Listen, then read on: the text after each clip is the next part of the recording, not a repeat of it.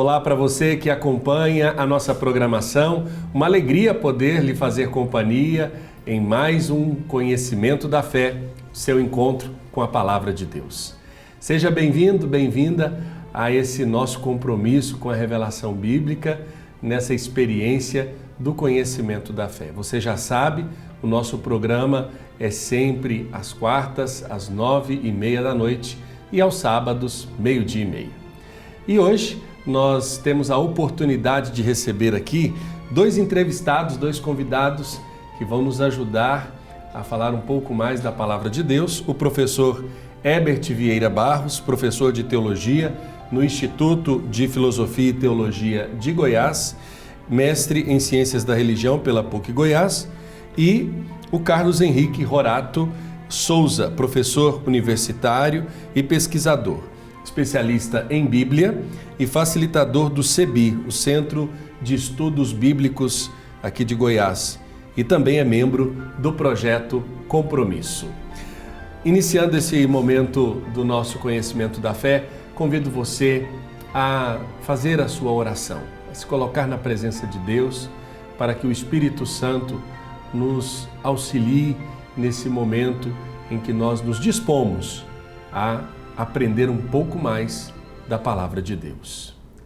Senhor, envia o Teu Santo Espírito para que nós possamos compreender e acolher a Tua Santa Palavra.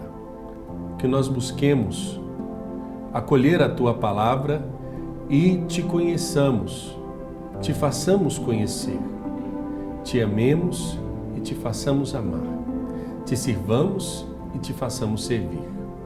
Te louvemos e Te façamos louvar por todas as criaturas. Que o nosso olhar de contemplação para com a criação seja o olhar de esperança e que juntos possamos alcançar a felicidade eterna. Amém. No programa de hoje nós vamos falar sobre o evangelista do ano litúrgico que a igreja está celebrando. O ano A, São Mateus. E para falar do evangelho de Mateus, nós temos a oportunidade de ter o acesso a esse evangelho, né? Jesus chama Mateus na palavra lá no capítulo 2, versículos de 13 a 17, também em Lucas 5, 27 e 42, onde nos lembra dessa passagem. Ao passar, Jesus viu, sentado na coletoria de impostos, um homem que se chamava Mateus. Lhe disse: segue-me. Ele se levantou e seguiu. E para começar um pouco olhando para esse personagem, eu queria já perguntar para o professor Herbert, né? Como nós podemos entender quem é Mateus, que dá nome a esse primeiro evangelho? Olá.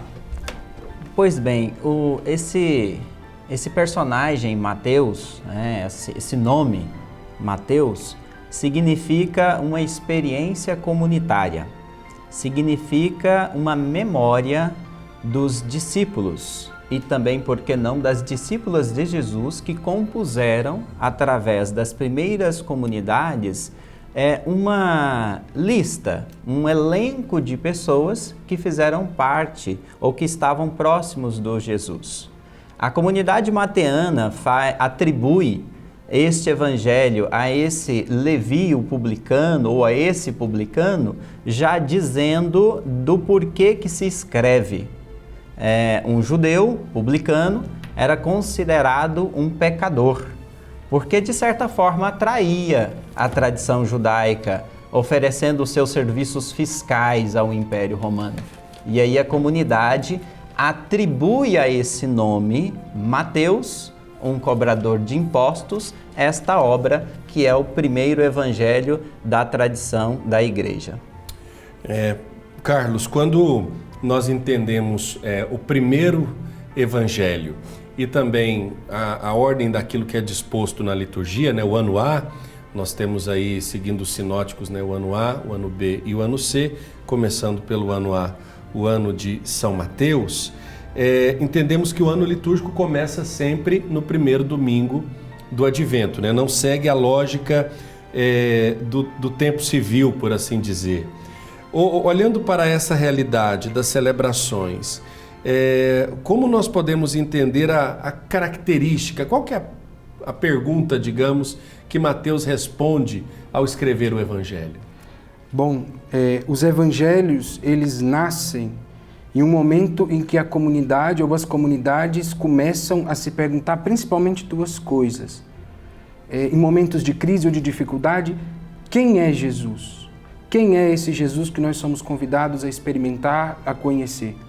E uma segunda pergunta, como seguir este Jesus?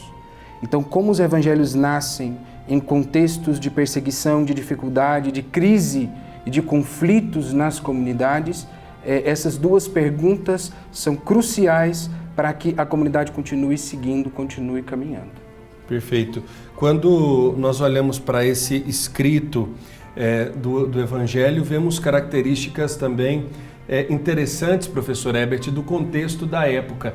Qual que é a característica, como nós poderíamos aqui traçar um pano de fundo do contexto da comunidade mateana, por assim dizer, que colabora para a construção desse Evangelho? Bem, o contexto da comunidade mateana diz muito.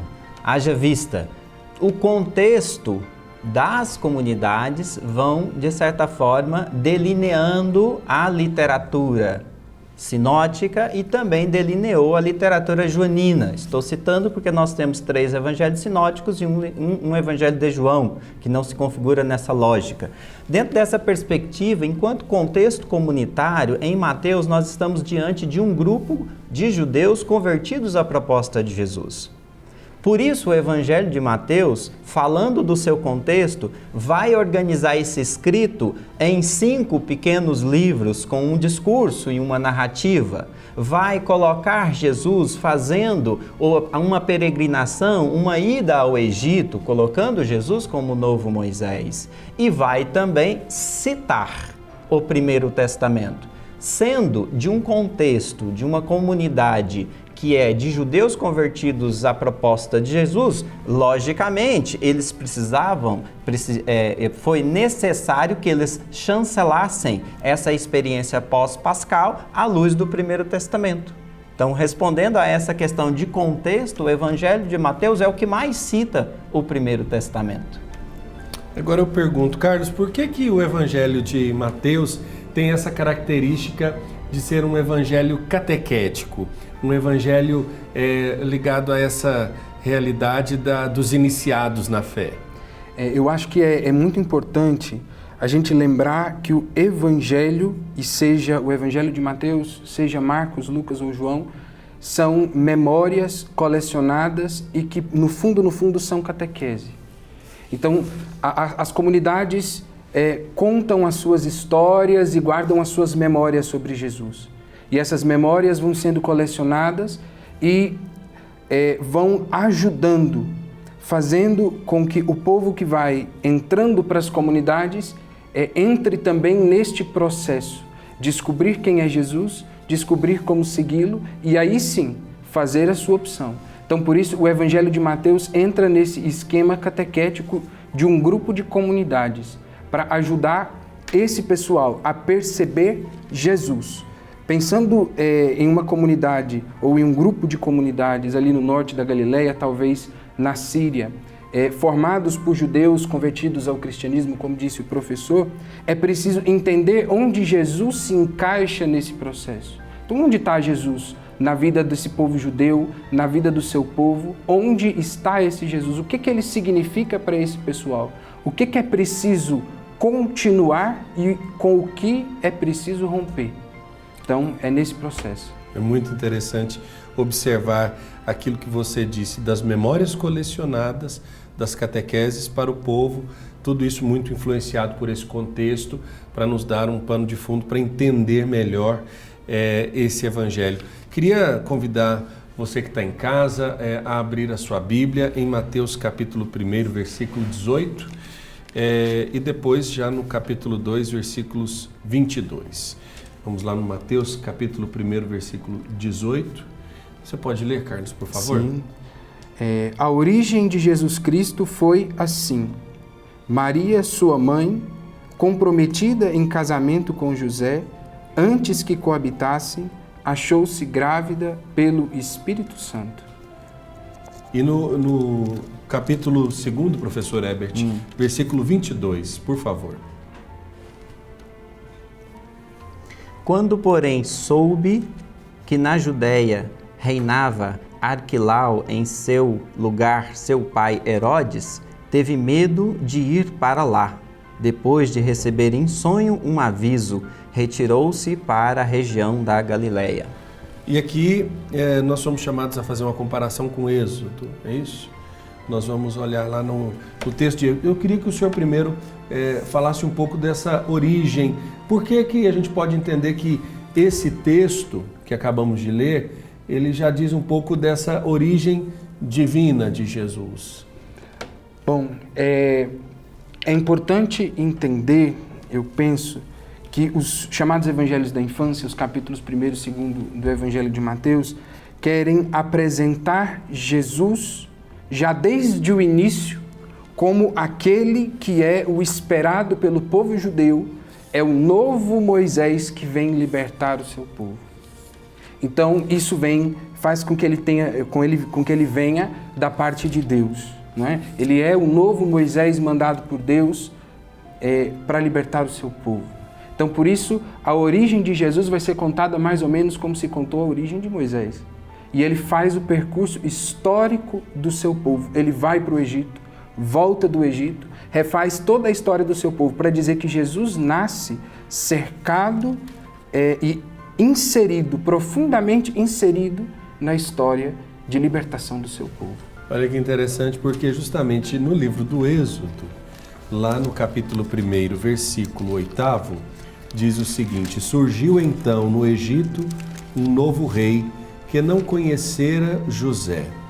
E lá no capítulo 2, versículo 22, vai dizer o seguinte, aqui 22, ela deu à luz um filho e ele o chamou de Gersom, pois disse, tornei-me imigrante em terra estrangeira. Existe nessa comparação uma semelhança, por assim dizer, de nascimentos, que também é comum em outros casos da própria Bíblia. Sempre quando o autor ou aquele que é o personagem, por assim dizer, principal da história que está sendo contada, ele entra num contexto, seja de profeta, seja de reinado, seja de uma eleição. Ele tem o seu nascimento contado também como sendo um evento desejado por Deus. A gente pode entender isso, professor Herbert, também como uma forma de justificar a missão da pessoa, um olhar já posterior para o início ou a origem daquele personagem?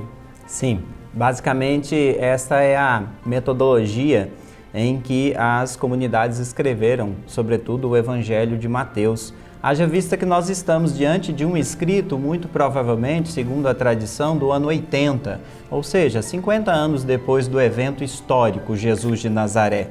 Dentro dessa perspectiva, como o Evangelho foi escrito por uma comunidade, desde uma comunidade de judeus convertidos à proposta de Jesus, a proposta comunitária do Cristo ressuscitado, logo esta comunidade faz uma menção à tradição judaica. Por isso que o Evangelho de Mateus vai trazer essa menção, como o Carlos Henrique muito bem disse, vai trazer essa repetição, porque Deus deseja ser manifesto na história. A comunidade entende que Jesus é essa promessa realizada, messiânica do Primeiro Testamento. Por isso dessas comparações. E aqui, Carlos, nós podemos dizer que não é um evangelho, como os demais, não é um evangelho escrito por um só autor, né?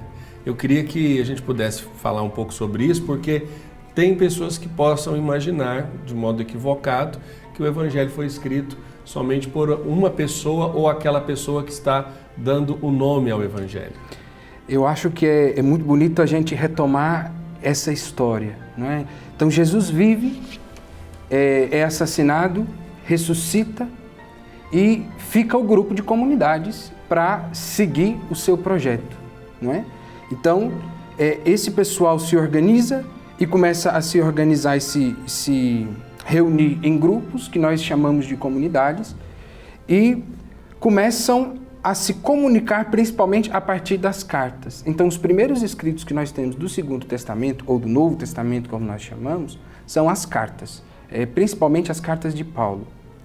Depois começa a surgir, num cenário de crise e de dificuldades, a necessidade de coletar-se as memórias que as pessoas guardavam sobre Jesus.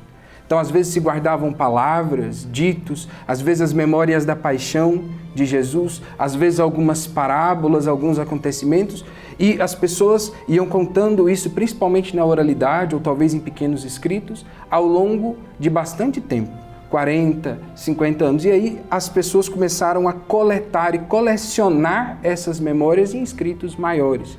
E o resultado disso é que cada comunidade vai organizando uma espécie de livro, que nós chamamos de evangelho, um escrito um pouco maior, que tem uma cara que parece para nós de uma biografia, que não seria exatamente as biografias como a gente tem hoje, publica nos livros, mas é principalmente fruto dessa experiência da comunidade. Então surge como um coletivo de memórias, e muitas vezes contraditórias até.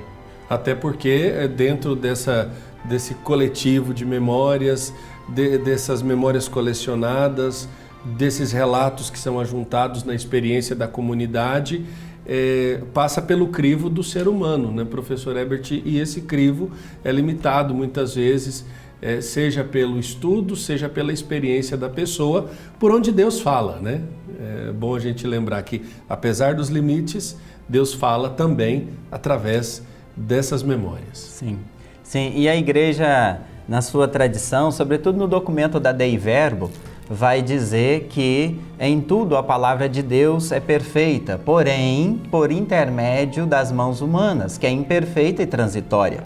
Por isso cabe à tradição da igreja o estudo, inclusive o diálogo com outras ciências, com a arqueologia, com a antropologia, com literaturas extras bíblicas, justamente para a gente saber entender este contexto, para que a gente não traia literalmente o texto, produzindo interpretações, produzindo hermenêuticas à luz da nossa lente ou dos nossos interesses pessoais. Perfeito. E agora eu quero convidar você para a gente ir para um rápido intervalo. Antes da gente seguir para o intervalo, trazer aquilo que o professor Herbert falou sobre os evangelhos e também que está presente aqui na Dei Verbum, quando diz o seguinte, né? 180, o ponto 18, quando os 4 evangelhos têm origem apostólica, a igreja sempre em toda parte o sustentou e sustenta. Pois aquilo que os apóstolos pregaram por ordem de Cristo, eles próprios e os varões apostólicos, sob a inspiração do Espírito Santo, nolo transmitiram em escritos, que são o fundamento da fé, a saber, o quadriforme evangelho. E aí diz, né, segundo Mateus, Marcos, Lucas e João. Nós vamos para um rápido intervalo, na volta vamos continuar falando sobre o evangelho de Mateus, o evangelho que o ano litúrgico presente tem sido meditado nas nossas comunidades, nas nossas paróquias. Daqui a pouco nós voltamos já já.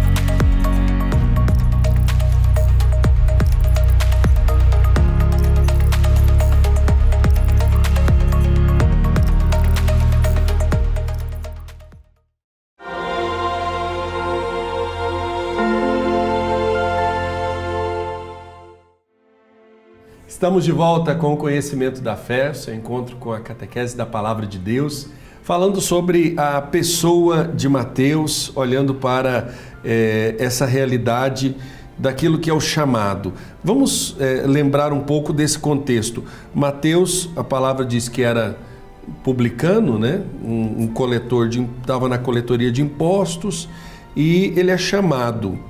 o olhar de Jesus para Mateus, né, e o ato dele deixar tudo e seguir, podemos dizer que faz dele também um responsável por esta experiência junto ao Filho de Deus, junto a Jesus. Isso vai capacitando ele para que ele também colecione memórias ao ponto de partilhar isso com uma comunidade, professor Herbert?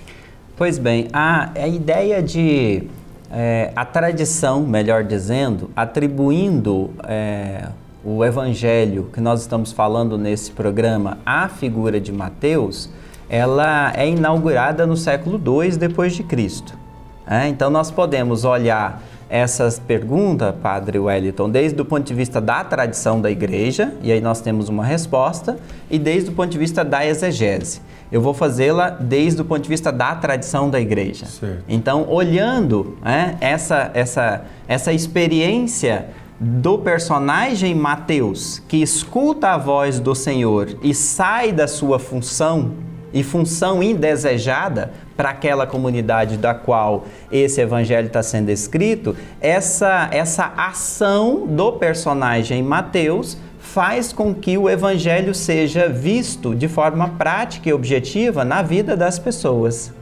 E talvez seja por aí que a tradição da igreja conseguiu consolidar essa memória da fé, atribuindo este evangelho à figura do publicano, porque ele vê o evangelho passando de maneira concreta na sua vida.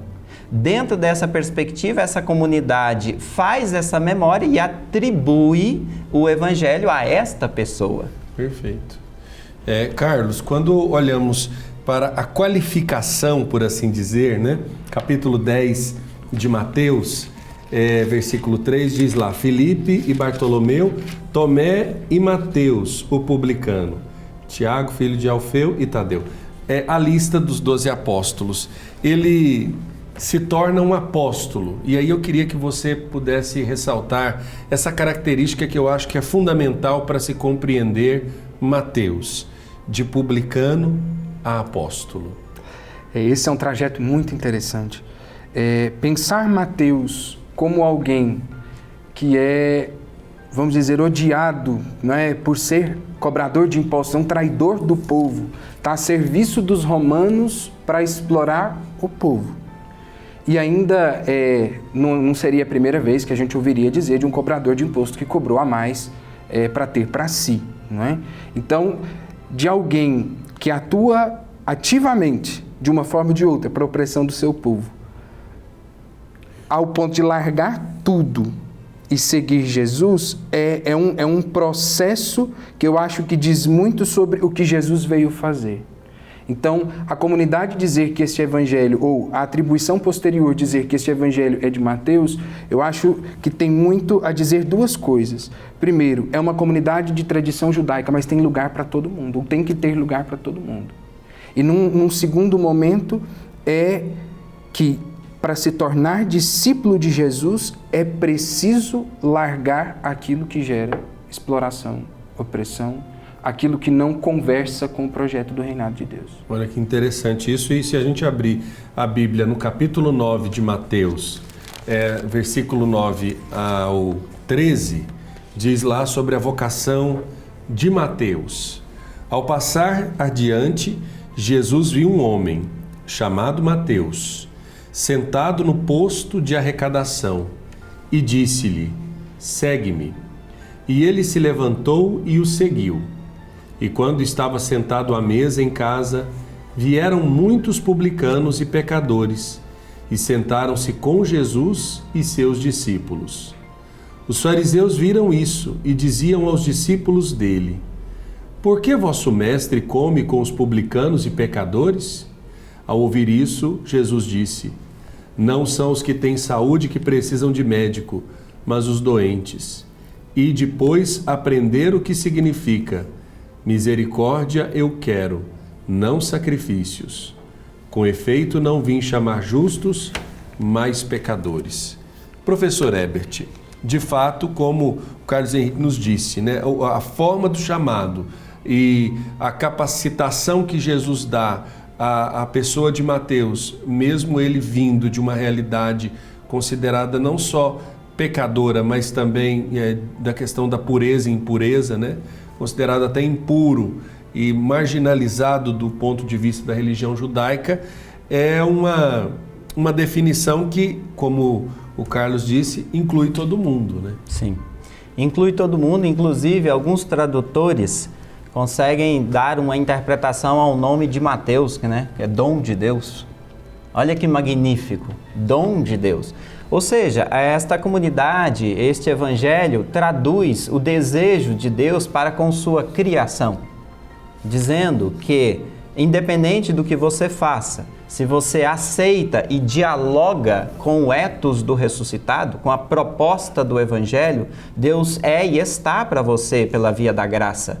E aqui nessa perícope, Padre Wellington, que o senhor acabou de ler para nós ainda temos um conflito que é extremamente latente no Evangelho, que é o conflito de Jesus com os fariseus.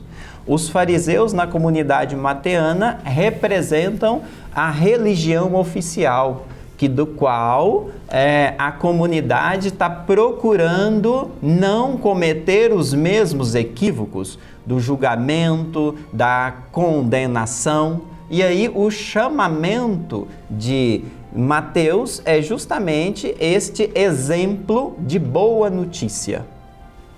Perfeito. Carlos, quando nós olhamos para o Evangelho de Mateus, vimos que ele tem características próprias, das quais os demais evangelhos bebem, por exemplo, ou poderíamos dizer, leem antes de escrever a sua proposta, o próprio Mateus, né?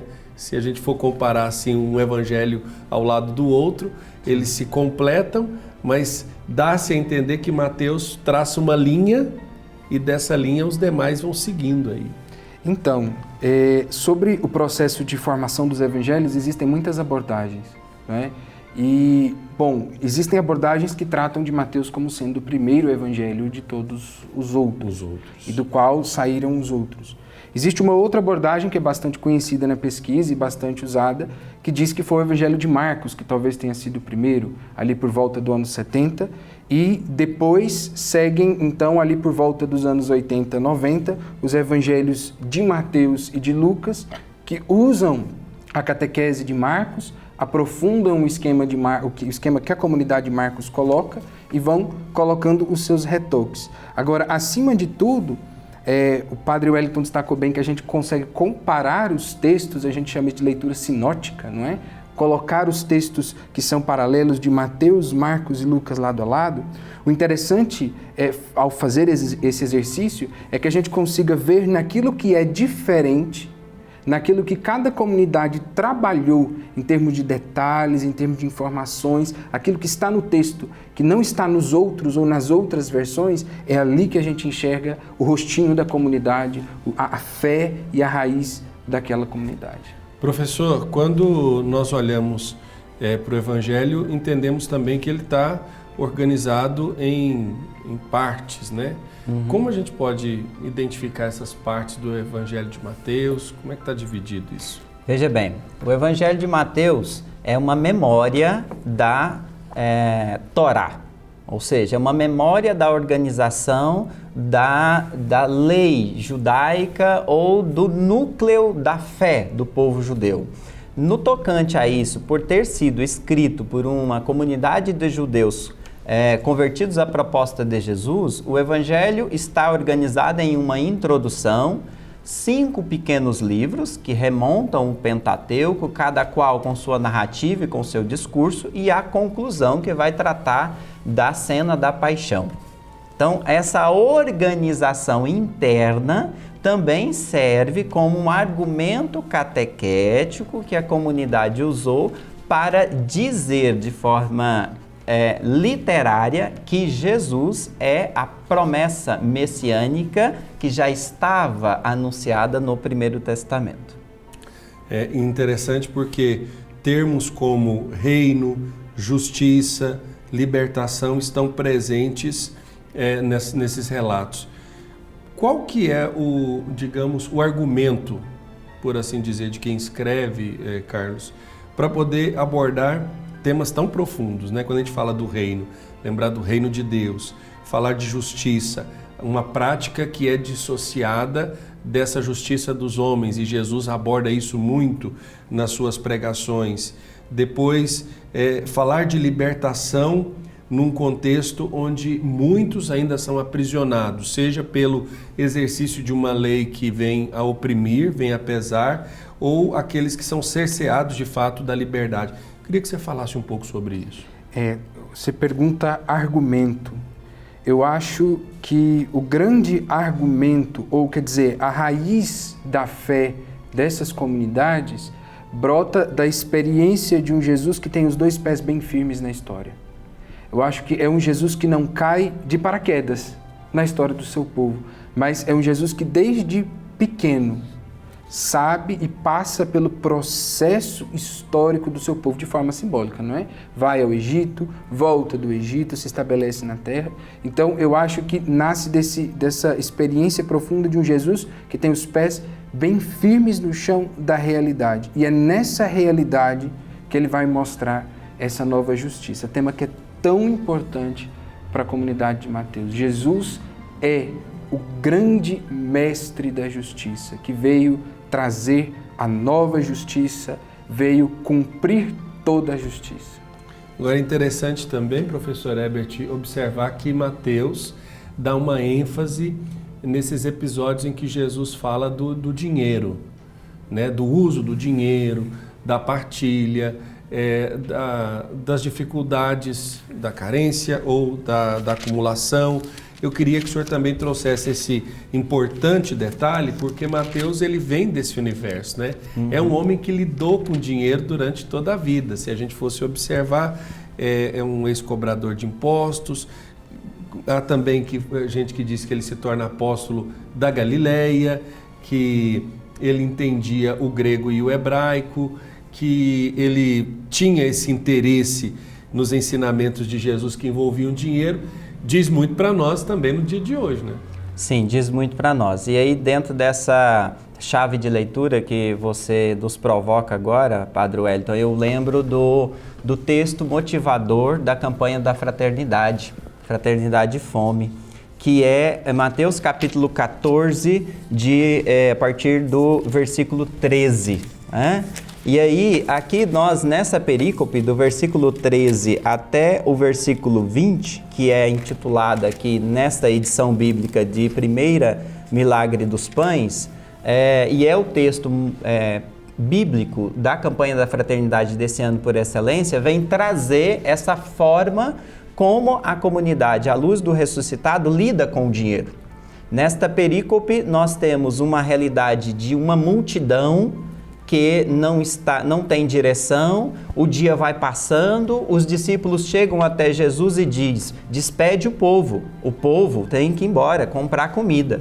E aí Jesus devolve essa demanda, né, para os discípulos, fala assim: mas espera aí, o que eles têm? Dei vós mesmos de comer. Olha como que a comunidade mateana vai trabalhando essa dinâmica de que o dinheiro, de que o recurso precisa estar a serviço da comunidade, da necessidade da comunidade. E aí aqui tem uma proposta também do Evangelho de Mateus, que é o indicativo milagroso, poderíamos colocar assim, de que aquilo que aquela multidão precisava, eles mesmos tinham. O que tens? O mestre pergunta. Nós temos 5 pães e 2 peixes. 7 é a perfeição.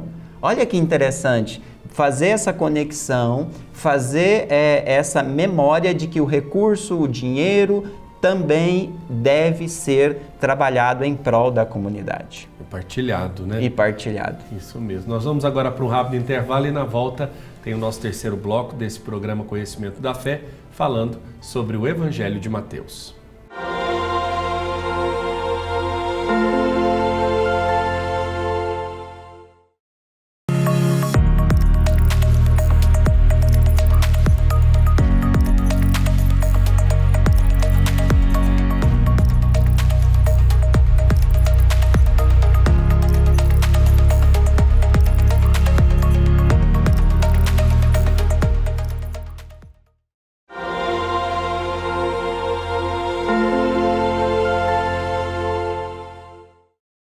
Estamos de volta com o nosso conhecimento da fé de hoje, falando sobre o Evangelho de Mateus, o Evangelho que a liturgia da igreja, nas comunidades e paróquias, reza na sua celebração deste ano, que é o ano A. Quando olhamos para Mateus, professor Herbert, vemos que existem relatos de um chamado Levi, filho de Alfeu. Podemos dizer que esse seria um segundo nome, um apelido que Mateus recebe, ou seria uma outra pessoa nesse contexto da revelação aqui da Bíblia? Sim. Do ponto de vista da pesquisa bíblica, Padre Wellington, a pesquisa, naturalmente, tem uma máxima de que os textos bíblicos não são textos com começo, meio e fim. Nós estamos diante de memórias, de perícopes, de pequenos fragmentos.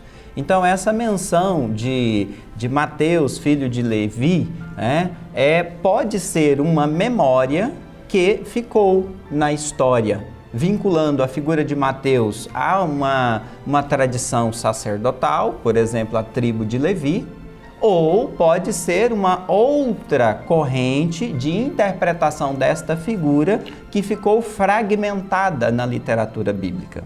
São hipóteses. Com relação do ponto de vista ipsis literi, do ponto de vista literal e histórico, nós não temos absolutamente nada do tempo, do contexto destes personagens bíblicos. Como o Carlos Henrique muito bem disse, o texto bíblico é fruto de uma longa memória oral. Então, por isso, nós temos essas duas vertentes que apresentam hipóteses diferentes. Perfeito. E quando olhamos, Carlos Henrique, para o Evangelho de Mateus, vemos essa, como dissemos no último bloco, o exercício da justiça. Por que essa ênfase em vários modos de se olhar para a justiça? E aí eu pego a justiça do reino, o reino como justiça que liberta, a justiça do reino que traz sinais concretos, aqueles que colaboram para o exercício dessa justiça, quando a justiça do reino, por exemplo, entra em choque com a justiça do mundo ou dos publicanos, daqueles que vêm desse contraponto. Fala um pouco desse modo de ver tão múltiplo, né, a justiça no Evangelho de Mateus. Bom, a justiça é um tema muito importante, não só para a comunidade de Mateus, mas para todo aquele povo. Então a gente lembra dos profetas que falavam e pediam que a justiça fosse feita, não é? Então é um tema muito importante para um povo que durante muito tempo foi injustiçado, das mais diversas formas, oprimido pelas potências estrangeiras, oprimido pelos reis e sacerdotes do seu povo. Então, a justiça é um tema muito importante. Depois do exílio da Babilônia, quando a comunidade se organiza em torno do templo e da Torá, da lei que foi discutida pelo professor Herbert, a gente encontra uma outra formulação para a justiça. Não se fala mais em fazer justiça, mas se fala em ser justo. E ser justo é obedecer à lei, cumprir os preceitos. Então, no fundo, no Evangelho de Mateus, a gente tem toda essa retrospectiva histórica em discussão aqui. Jesus vai para esse lado mais profético, a justiça, como você disse, que liberta, a justiça que nasce não pelo cumprimento estrito de preceitos e de normas, mas pela valorização da vida. E uma outra justiça, a justiça desses grupos judaicos que se aprisionam na lei, presos à letra. E aí Jesus dá aquela máxima no capítulo 5, versículo 20, a nossa justiça, a justiça do reino precisa passar, precisa ir além, ultrapassar a justiça dos fariseus e dos mestres da lei. Senão nós não entramos no reino do céu, senão não entra na comunidade. A comunidade é para quem consegue romper com essa justiça do mundo que você coloca, e mundo aqui tem nome e endereço fixo, não é? É o Império Romano, que dominou o mundo todo conhecido a partir deles, né? E a justiça do mundo é marcada pela opressão. Principalmente o povo na Palestina sente duramente essa opressão. Acabou de sentir no ano 70 a guerra. Então, qual é a justiça? para Jesus uma justiça pautada pela vida, pela valorização da vida. Desde pequeno, José era um homem justo. Desde pequeno, Jesus aprende dentro de casa o que é essa justiça de Deus. Nós podemos dizer, professor Herbert, que o Evangelho de Mateus, ele mostra essa semelhança entre os discípulos, aqueles que seguem Jesus, e os pequenos aos quais se destina a mensagem de Jesus. E por que eu digo isso? Porque há uma ênfase nesses mais simples, nos mais pobres, nos pequenos, que não estão entre os doutores, não estão entre aqueles que fizeram aprofundados estudos. Por que dessa semelhança entre os discípulos e os pequenos em Mateus? Veja bem, na tradição da igreja, o Evangelho de Mateus é tomado como o primeiro evangelho por conta da sua razão pedagógica. Essa razão pedagógica que vai falar muito bem da genealogia de Jesus, vai colocar a figura dos discípulos, dos apóstolos, como sendo os seguidores dessa experiência do ressuscitado. E nessa experiência do ressuscitado, agora na comunidade mateana, está se vivendo uma realidade onde a justiça precisa ser relembrada à luz do Mestre Jesus. Esta memória é feita em comparação com aqueles e aquelas que mais precisam. Por isso o Sermão da Montanha vai falar: felizes os que têm fome, felizes os mansos, felizes os que têm sede, felizes os que estão sendo perseguidos.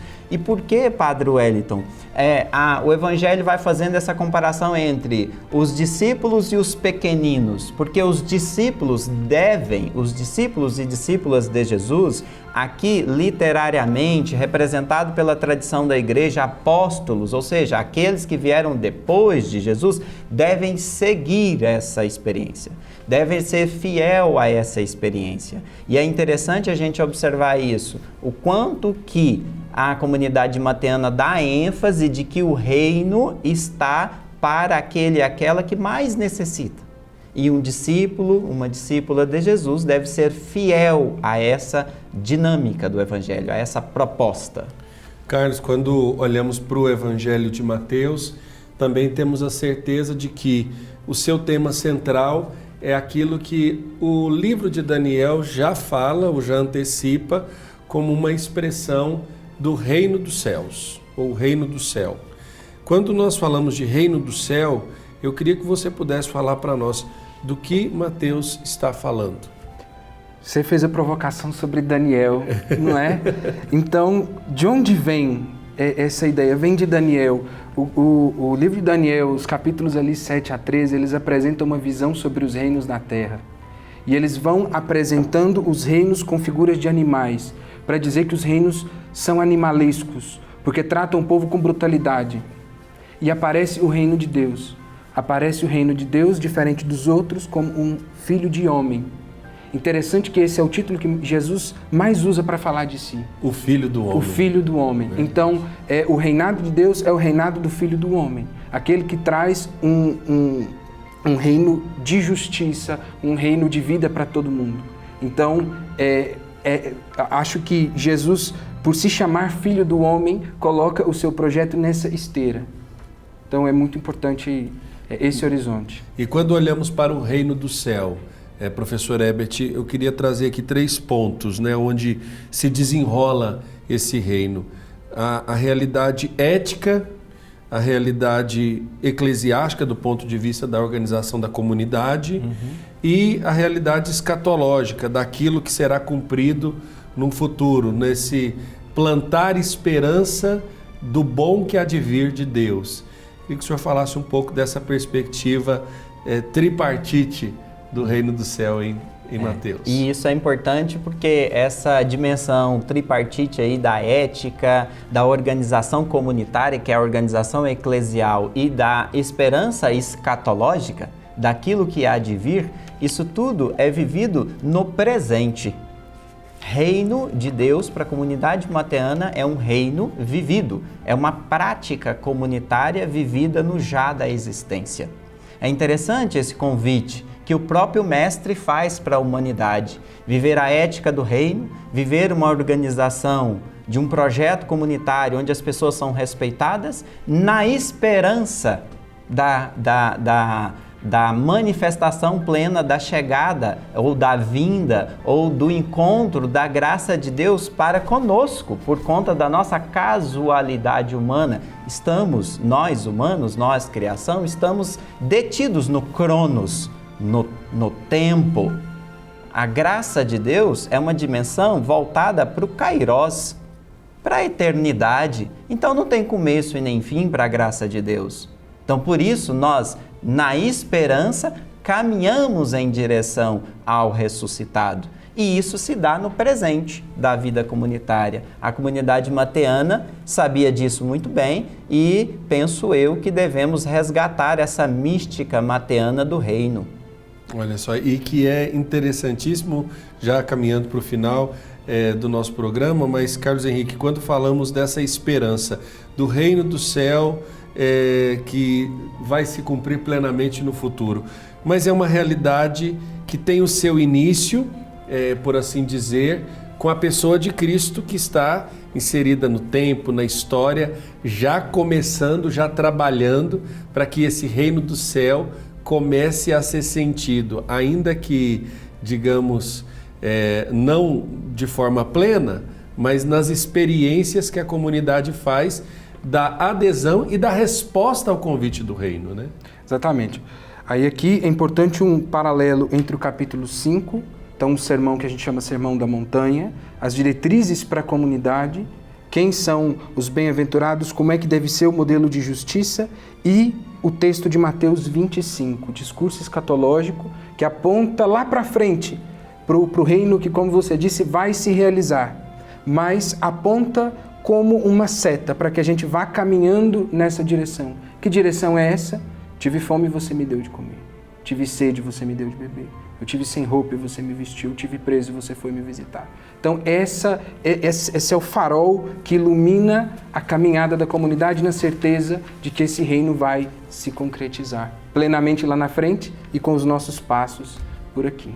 Tá aí, esse é o nosso convite, né, para que as comunidades, para que os agentes de pastoral, as pessoas que nos acompanham aqui na TV possam buscar, ao abrir a palavra de Deus, ao abrir a Bíblia, sintam o desejo de se aproximar ainda mais desse Jesus do qual os evangelhos nos falam, nos apresentam. E de modo especial, o Evangelho de Mateus, que a liturgia deste ano A, vivida pelas nossas comunidades, nos oferece. Então, quem lê o Evangelho cotidiano, né, o Evangelho da liturgia do dia, vai estar sempre aí, durante esse período, em contato com o Evangelho de Mateus. Muito obrigado, professor Herbert Vieira Barros, mais uma vez. Um prazer estar aqui, um prazer colaborar.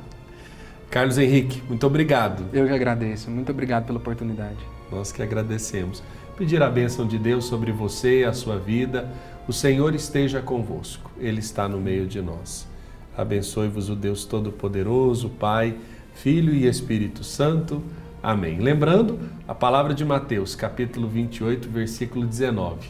Ide e fazei discípulos todos os povos. Sejamos todos discípulos de Jesus.